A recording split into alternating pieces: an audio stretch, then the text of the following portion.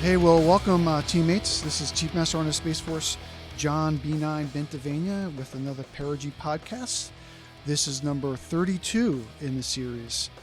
And so today it's going to be a really good conversation. We have some special guests with us today.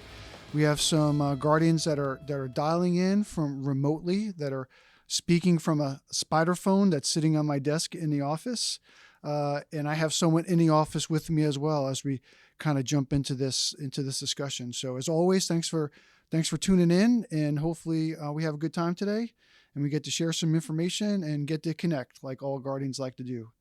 So I'm gonna start real quick with some introductions. So I'm gonna start with the teammates that we have dialing in virtually. So I'm gonna start with Captain Dustin Pescatori. Sir, if you would please just introduce yourself to everyone.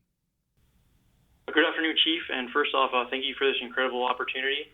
I'm Captain Dustin Pescatori. I'm a Mission Director and the Operations Deputy Flight Commander here at the 18th Space Defense Squadron at Vandenberg Space Force Base. Our mission here at the 18th is to provide a continuous, comprehensive, and combat-relevant understanding of the space situation.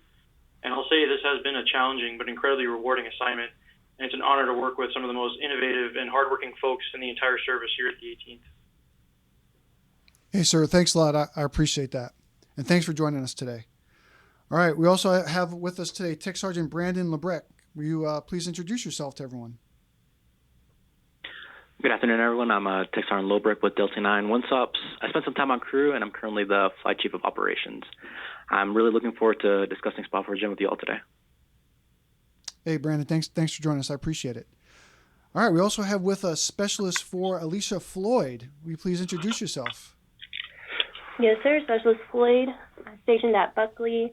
I'm part of the 2 Swiss MPC, and thank you for having me. Hey, thanks for joining us today. I appreciate it. All right, and in the room with us today, we have Chief Caleb Lloyd from SPOC. Hey, teammates, this is Chief Lloyd. I just want to start by saying thanks to CMSSF first for helping us kind of come together and talk about SPAFORGEN, among many other things that I think, as we'll get into this, layer together as we continue to build out this service. I appreciate Captain Pescatori, Sergeant Lebrecht, and Specialist Floyd for joining us, and I think we're going to have some solid conversation here in a minute of kind of their perspectives, their insight, what they're feeling at the tactical edge, which is really what all of this is about, is how do we deliver combat credible capability at that level, and continue to build them, to develop our teammates so that we are a ready force for whatever may come as we talk about, the impacts of great power competition and the threats that we face now as a new service. Thanks, Chief. I appreciate it. So we'll get started here. So, for the last several months specifically, there's been a lot of dialogue, a lot of decisions made, by the service, at the AFA conference that General Saltzman talked about. SPAFORGEN, we released the officer, enlisted, and civilian roles and responsibilities. We started to define a unit of action, right, that the Space Force is going to present, that combat squadron that's there. How we train officers with the officer training course, which is a different model on what we expect out of future officers that are in the service, and that's going to have impacts on how our enlisted Guardians not only trained but employed, and then of course our civilian Guardians, right, as part of the team. What does that look like? So just a lot of meat, right, that has kind of started to draw that vision of what it means to be a Guardian in the Space Force, and kind of take a minute to kind of talk through that and kind of process, say, hey, so kind of how are we implementing that? What does that mean to us? How do we kind of embrace that vision and make action on it? Because it's going to take all of us. Like these things, they come out of, our senior leaders as they're trying to chart the path. But in reality, right, we know it's going to be, right, the men and women across SSC and STARCOM and SPOC and the service components, right, and people like Specialist Floyd who are actually, right, implementing these visions and providing the capability that we say we do as a service. So there's just a lot going on. And today's, it's just a great opportunity for us to kind of walk through that. So, really, when you talk about, especially the SPAFORGEN model and providing combat capability, which is what we do as a service, SPOC is kind of like that everything meets there. So Caleb, you and General Miller have been trying to implement this. start with you on your thoughts on, all the things the last couple of months specifically. How are you guys getting after it? Hey, appreciate the question. And I think, for me, as I look at this, why we're doing this, that's really why all of this is happening. Why you go back and start from the beginning of why service. And fundamentally, it's because the environment has changed. The threat has evolved to a point where we no longer is a procedures-based kind of mentality in how we do business sufficient. We owe the nation better. We owe our guardians better. And we have to have a model that captures that allows us to have the combat capability to present in a way that is meaningful to our senior leaders. All right, when you kind of peel back, and it's it's a fun read, but you look at the SPIFFy 10-401 that talks about Space Force generation, why that exists, how it feeds into the larger kind of context of the GIFMIG process as we answer the Secretary of Defense and ultimately the President of Congress on what is the state of our readiness. What more do we need, and what would we do with it if we were able to get it to increase our lethality, to increase our combat power capability in support of both the joint force, our allies, our partners, as well as really all of the modern way of life when we talk about what the impact of the space domain does. And so as we looked across where we were, kind of peeling back the onion a little bit, as we're 4 years in, rapidly marching towards our 5th birthday, okay, what have we done? Really, it was a lot of work just to get our feet under us, and you know this better than I do. Yeah. And now, okay, we're there, we're on our feet. What are those things that we have to do to churn from, CSOs kind of talked about the merchant marine versus an actual kind of blue water Navy, right? I love that analogy. I think that's really good. Yeah. And that's where we're at. We're at that kind of precipice of, okay, moving beyond the hey, I'm churning through and I'm delivering capability, but it was not focused on how do I fight through a threat. That's what we owe. And so we have to have a way in order to deliver. When we talk about actual advanced training, what does that mean? It's not, for me, it's not just more buttonology, more how do I operate the weapon system. It's thinking through a situation based on a threat that is there today. And what do you do? And how do you communicate across our teams, our deltas, in a way that integrates and aggregates combat power that we've never had to think through before? And so we have to deliver that. And that's really what this model will help us deliver as we go from commit and then we go back into ready and prepare. Yeah. Those opportunities and working with our teammates in STARCOM, working with our teammates here in the building on policy and things that we need to adjust.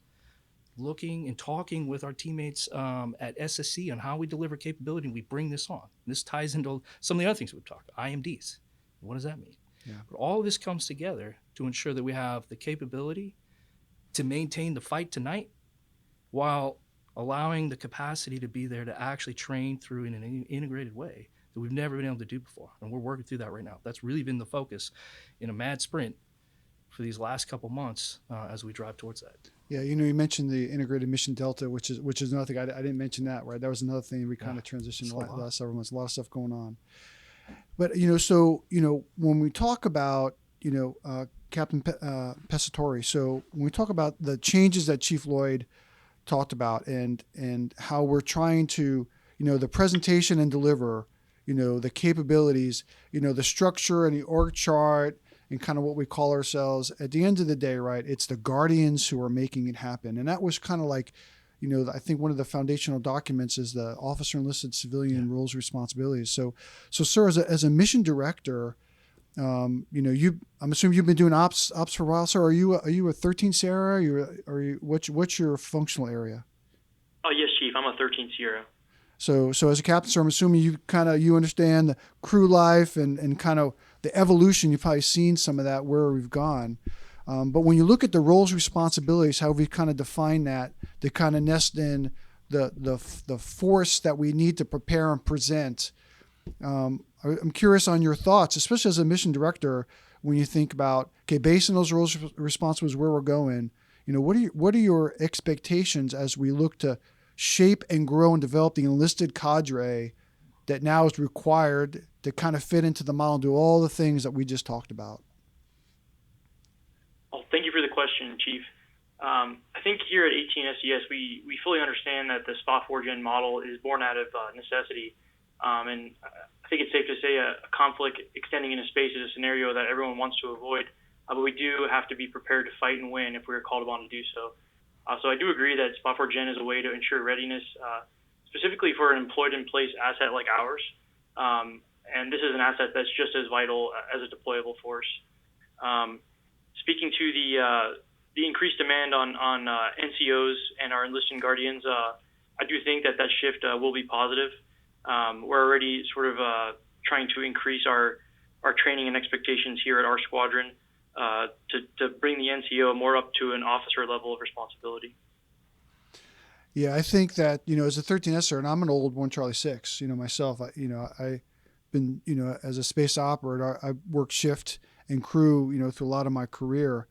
And, thinking about, and I've told people, I'm kind of excited, right, that the pivot that we get the opportunity to make here, and, part of it, I'll be honest, right, in the Pentagon, a day doesn't go by where a combatant command, an ally partner, the joint staff, a 3-letter agency, someone is calling the Space Force and said, hey, you got a good FGO that we can bring on the team to do some integration and some planning with us because we want some Guardians on the team.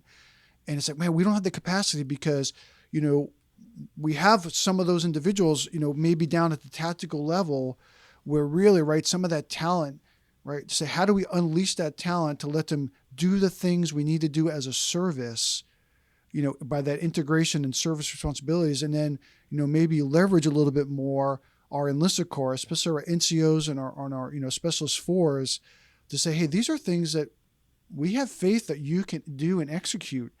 It's just getting maybe a little uncomfortable with things that we've been doing for a while, but the needs of the service to do the things that we have to do with the small numbers, it just requires for us to kind of shift a little bit. And it is sometimes, right, can be a little scary when you think about it. But what a great opportunity. So Alicia, what is your AFSC? What's your functional area? I'm a 1 Charlie 6 as well. So you were a prior airman. So before you came over to the Space Force, so you kind of been doing this for a little bit as well? For about 3 years. I came in as a 1 Charlie 6, and then when it changed to 5 Sierra 0, that's why I am now. But I think 1 Charlie 6 is more well known. Yeah. I go by that. So when you read, when you hear what we just talked about, and you read, what we said that the expectation of the enlisted cadre, and you look at that, so where you've been, where you are today, where we think we're going. So what do you think about that? Since I've been at Buckley, we've tried a few different models for the schedules. So it seems like when coming in fresh, change is easier than people who've been doing it for a certain way for a certain amount of time. So it's difficult, but I don't think it's something that we can't adapt to. Yeah, and so this is Chief Lloyd. I'll just add in that, I think we've taken a lot of lessons from some of our teammates that, we look at the WISOCs that we absorbed from the Army. Yeah. And you look at those detachments, roughly 60-ish people, 2 officers, enlisted run crews, right? It's being done. We look at a lot of our intel organizations and those crews. That's where I grew up for the most part, was doing a lot of the mission that is now in the 73rd ISR Squadron, right, when it was under the Air Force. Those were enlisted run crews with a couple officers, right? We know this can be done, right? There's some cultural shift that we're working through. There's some fundamental changes that we got to do for the force structure. But, when we look at and we talk about, the focus that we put on our NCO development in SPOG for this year, this is part of it, right? This all ties together because this is where we're going. We're going to have our officers in those key positions doing functions that only our officers should be doing. And our NCOs can run the mission. They are the technical SMEs who want them, right? When you broadly, whether it was before Space Force or after Space, right? Our NCOs, our enlisted force, were the ones who spent the most time in their career on mission. And that's where we're going. And the CISO, actually, I think he talked about that in his C note, right, was the amount of time. And so we're going to continue to grow that. But at the end of the day, we owe you deliberate development. And this is what we're getting after with some of these initiatives in this last few months here. So Brandon, as a technical sergeant, right, as an NCO, what is your Space Force specialty? Hey, Chief. So currently I'm a 5 Sierra, but prior to this I was in the Army and did satellite communications, but more on the tactical side, Chief.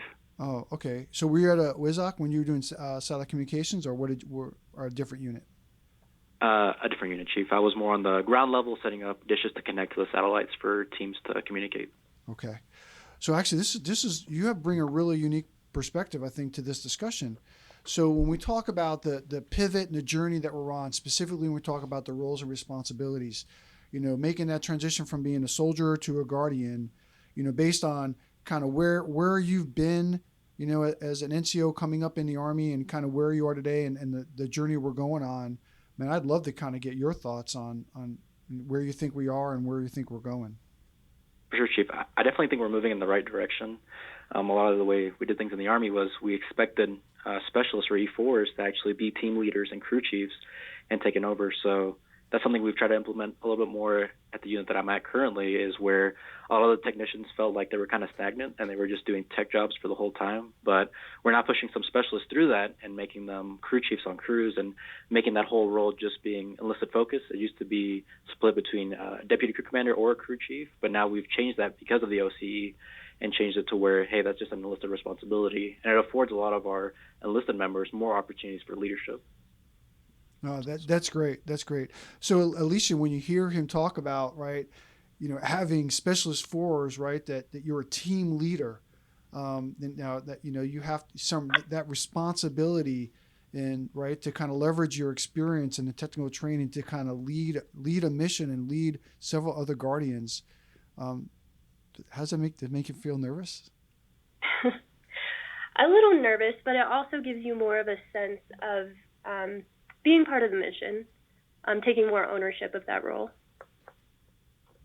Yeah, it's a great opportunity. They said, to kind of have the opportunity to kind of embrace that, So, Captain Pescatori, when you look at, at the 18th, when you look across your landscape on, the enlisted, the specialists, and the NCOs that you and your team are growing and developing and training, and then when you think about, especially from a space domain awareness, right? All of the integration, all the planning, all the things that, necessarily maybe sometimes outside of crew or even sometimes that occur on crew with mission planning cells, when you look at kind of especially when you talk about the congested domain and how fast it's growing, I mean, do you think that the model we're going through, is this something that you think that we're creating the right baseline that we can leverage our NCOs and be able to use, right, our CGOs and FGOs to get after some of those other planning integration things? I mean, do you see this as a welcomed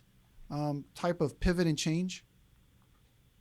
Thank you for the question, Chief. Yeah, there's sort of a lot to unpack there. At 18th, we manage the space surveillance network, which consists of approximately 45 sensors, which means we're processing 250 million metric observations a year. So that's a significant volume of data.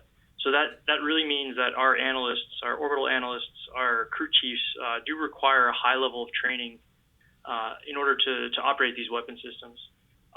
So we have since I've been here over the course of 2 years, we have been slowly giving the crew chief much more ownership over the mission and leadership opportunities. So I think that if we're going to set the expectation of a crew chief to act as a sort of a step in for the mission director, we just have to ensure that we're giving them the tools, whether that's at Airman Leadership School or NCO Academy, that we're setting them up for success in the same way we would an officer.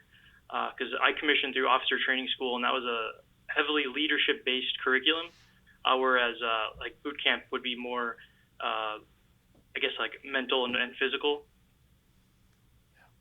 Yeah, so you bring up a really good point, right? So we talked about the roles and responsibilities, right? But the training has to come along with it, right? We just can't, write a paper and figure out how we want to empower individuals and not necessarily give them the tools they need to execute those responsibilities.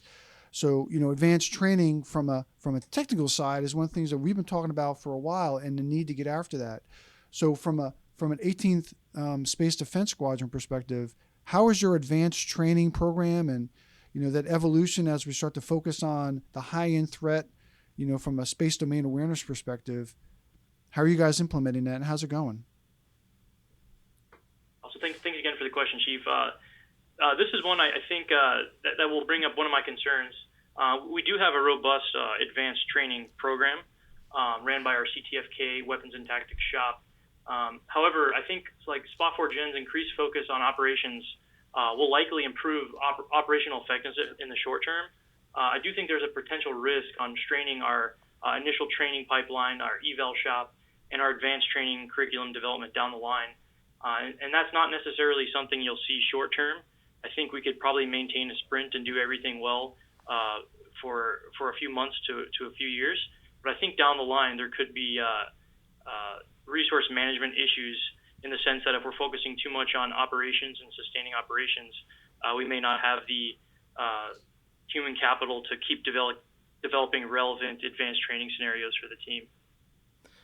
Yeah, hey, Captain, I think that's totally a fair point. And these are things, right, as we've talked about, as we get ready to roll into kind of our first iteration of this integrated cycle where we're putting all of our deltas, all of our combat power in the same vein. There's going to be some challenges, right? Because every delta has some nuances, and we know that, right? And so these are the types of things that when we say we have regrets, right? And you've heard Lieutenant General Miller talk about this is, hey, when we go into the cycle, there's going to be some things that maybe we're not 100% on. We're going to be yellow, maybe we're red. But we've got to have a way where we're measuring that effectively. And to your point there, right, where we've pulled a lot of kind of the old way of doing business and we're putting all the experts back on the mission. Okay, well, what does that do to the force? What are the second and third order consequences that we think we're going to encounter? And then we capture those formally as regrets. And as we work through, okay, we have only so many resources. Where do we need to put those in order to get after some of these challenges that we may face down the line, right, in terms of training pipeline? I think the other thing that I'm finding that is goodness as we work through this, particularly with our STARCOM teammates, is the evolution in what they do. And what does STARCOM deliver in terms of training opportunities, experiences? As we talk about where, what is the future of spaceflight? How does that look? We got to. This is all of these kind of aggregated things. When you go into the ready phase, is this aggregated, integrated, and this I continue to say, and I'm going to beat that drum, way of thinking and discussing and having those communication contracts at the tactical level, so that given any threat scenario across the board, we know who's doing what, we know who to call. When we talk about the leadership opportunity that our captains will have as they go on and they're the combat squadron commanders, and some of our senior NCOs as they come on in each of these cycles as the senior enlisted leader for that combat squadron, like there's huge development in both thinking through the day-to-day fight, and then here are the challenges that if I just had a little bit more, I could have done this, I could have done that. And we have a way to actually effectively measure that and then message that back up the chain to help close those gaps so that we don't end up in a situation where, because we didn't do that homework, because we didn't articulate clearly what we actually needed and why we needed it, that we don't get the resourcing in the long run. Hey, Alicia, from your vantage point, as I think you said that you're at a mission planning cell, what does advanced training look like for you? Because to be honest with you, I'm unsure. And if you could share, as a member of the mission planning cell, are you integrated in a 24/7 shift work? Are you part of a crew, or do you work a different schedule? And then, how do you do advanced training for a mission planning cell today? And if you know where you're going in the future, what does that look like? What we're doing now is we have a 2-week AT schedule. The mission cell, or the mission planning cell is tapped first to backfill the crews if there's any gaps in manning. We're also on call for high interest events. So we are pulled in a few different directions. We're still in the early days of figuring out what the roles and responsibilities for the MPC are going to be, what can we manage and what we can't manage. We're going through our first iteration of AT this week, actually. And unfortunately, we do have a lot of MPC members pulled in different directions. This AT was shortened to 1 week because the crew on Dwell had abbreviated Dwell because we just started the schedule, right? So they really only had 3 weeks to take their leave. So we shortened AT to 1 week so they would have time to take leave. So we're still figuring it out. Good. Well, hey, and I think this is all good points, and this is why I love having this conversation, because I think what you really highlighted there is the reality of where we're at today, right? Is we had to have a place to start, and there was going to be there are going to be some hiccups as we go along the way, as we kind of reset from the dare I say whack-a-mole kind of way we were kind of doing business into a standardized process where it's predictable, right? We got to get there. We had to start somewhere. To the advanced training pieces, right? We're going to continue to work through that. What does that look like? We've got teams that are working both from the headquarters perspective with the deltas down through the squadrons to define what are those advanced training requirements. And it may be that what advanced training look like and what some of us may know and some of that muscle memory from years prior is different than where we need to be when we actually factor in the continued threat. And what does that actually mean? What do I actually have to train versus what is just kind of day-to-day normal operations? And so I think the point in your attitude, frankly, is perfect in that, hey, this is where we're at. It's not perfect. We're going to continue to discuss. We're going to continue to iterate, and we're going to get better each day. Yeah, and I would add on to that, and the way you explained it, this is where we need leaders like all three of you as we work through this. When you say, hey, we're figuring it out, it may be different next time as is this time. We're at a point in the journey as we're building this foundation where there isn't the playbook that we're able to hand down, right? Whether you're in Delta 9, Delta 4, or it's Delta 2, right? We're asking, this is the journey, the vision that we have.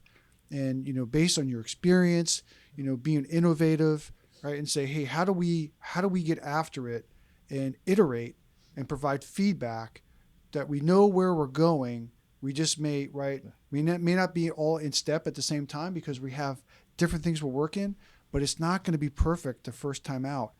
But, the ask, I think, from me and I think from Chief Lloyd and General Saltzman would be like, don't give up. Like, we need your help and understanding that, as we do this together, it's not going to be perfect the first time out.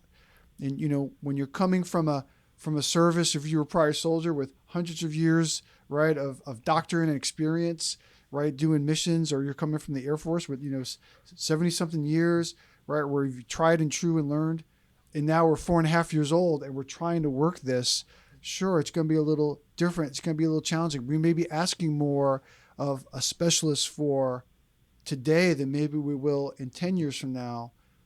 But, man, what a unique opportunity to help shape that foundation of what future generations of Guardians are going to experience based on, right, what we're going through today and the opportunity to kind of help provide that feedback and say, hey, this worked, this didn't. We have to shift. We have to stay focused on what the end result is and take steps to get there little by little, but not fall into, right, a sense of helplessness. From an advanced training perspective and the infrastructure and kind of what's associated with all that, General Saltzman uses the analogy where, red flag out at Nellis, that is like the capstone. That's the pinnacle. That's a gold standard for air combat, right? We have joint partners and allied nations come to red flag at Nellis all the time, right? Because they know that's where we want to go. That's what it is today.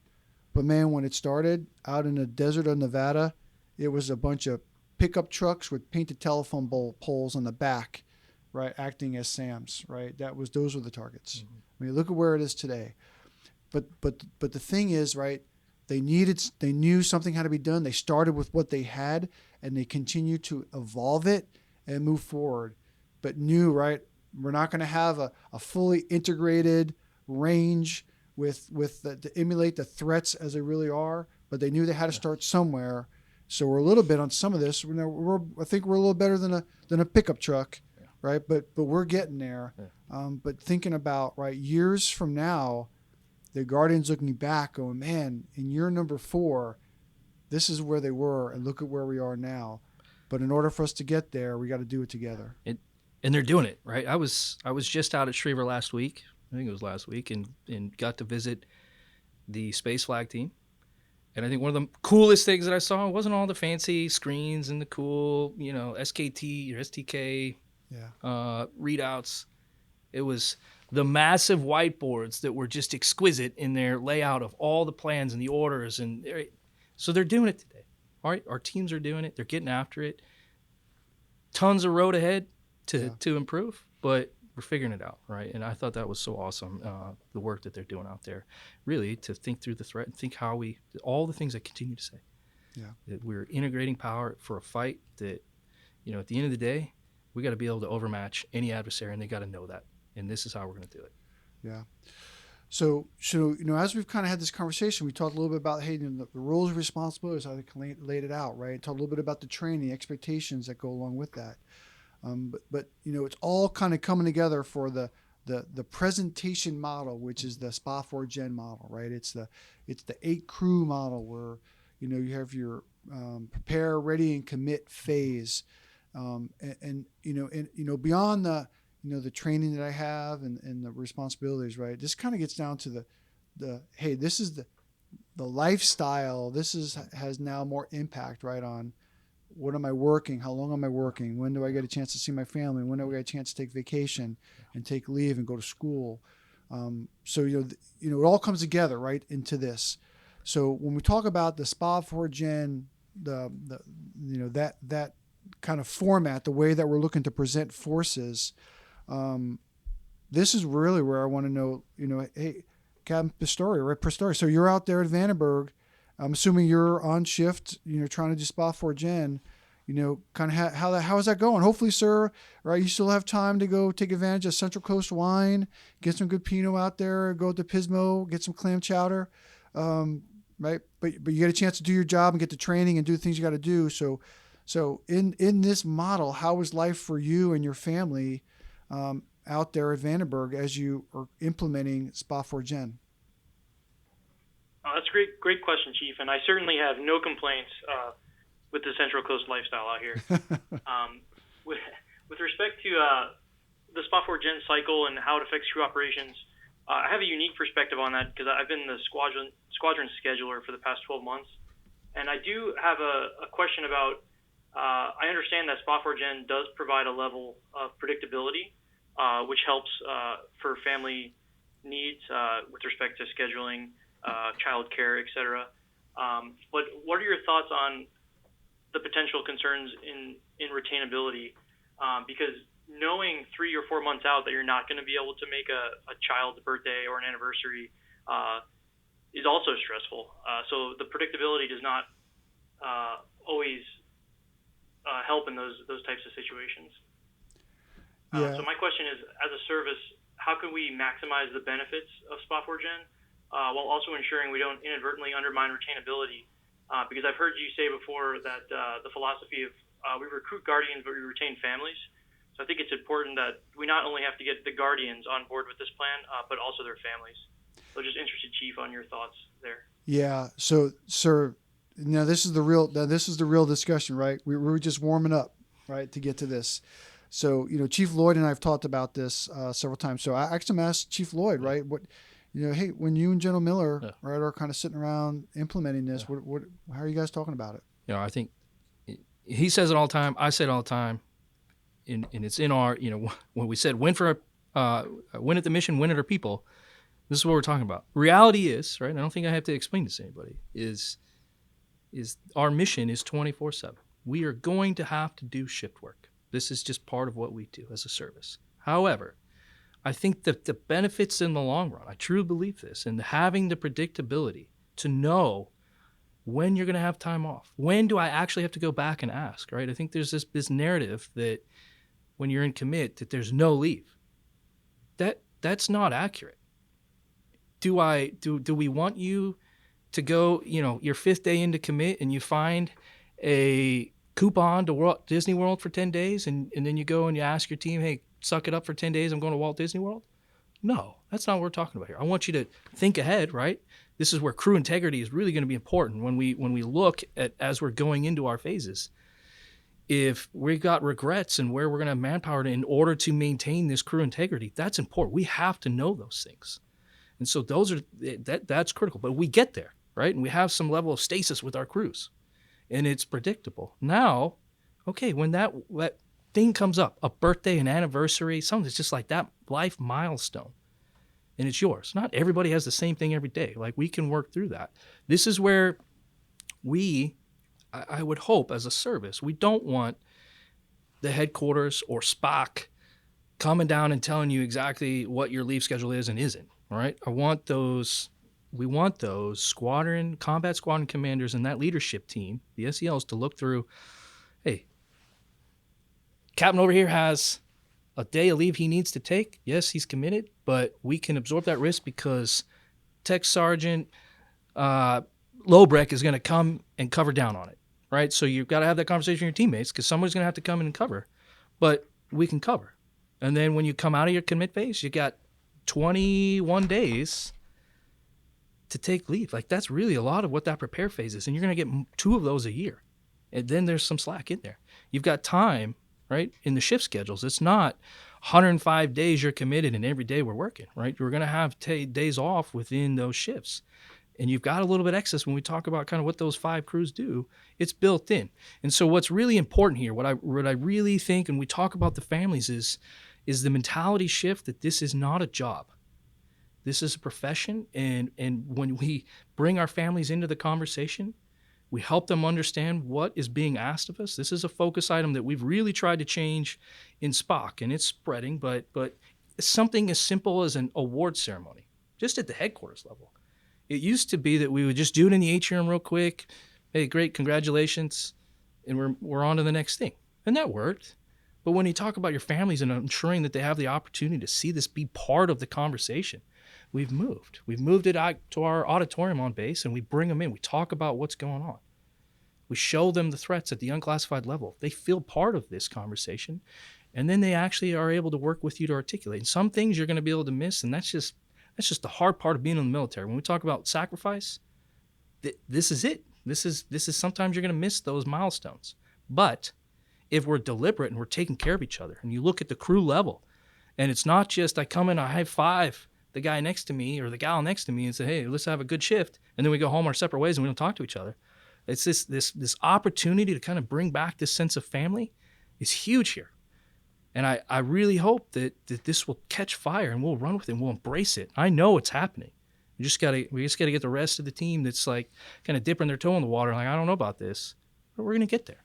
And so I think, again, to answer the core question, when those milestones come up, that's where we got to have those deliberate conversations with our teammates and the leadership teams to say, hey, I need to take this day. This is really important, and we can get there. And if not, okay, well, here's why. We understand. We've talked to the family, and they understand really the needs of what our nation is asking of us in a really kind of dangerous time around the world right now. I'll stop there. No, thanks. And that kind of aligns with the discussions that you and I have had. And sir, thanks for asking that question, right? Because this is really some of the stuff that we, right, that I think is important for the 5 of us to walk through, but also for anyone who's listening to this podcast, right? Where are we going? So I think what Chief Lowe was saying is that, right, even in the commit phase, right, hopefully you remember when your anniversary is or your children's birthday, so we can plan that out, right? And that's why there's 5 crews, right? Because there's capacity in there. Hey, on Saturday, I'm taking my family out to dinner. Hey, Captain Smith, can you cover for me? Because I'm going to go out. But that's no different than, when I work shift. Right. We had the crew force manager, right? How many people, had to work shift when I was doing missile warning at 2 Swiss back in the day? And we would kind of hook each other up and cover for events or things that we needed. But at the end of the day, right, there were certified, qualified members doing the mission, and it was executed at kind of the flight chief or the combat squad wasn't have combat squadron, but the squadron commander, unable to do that.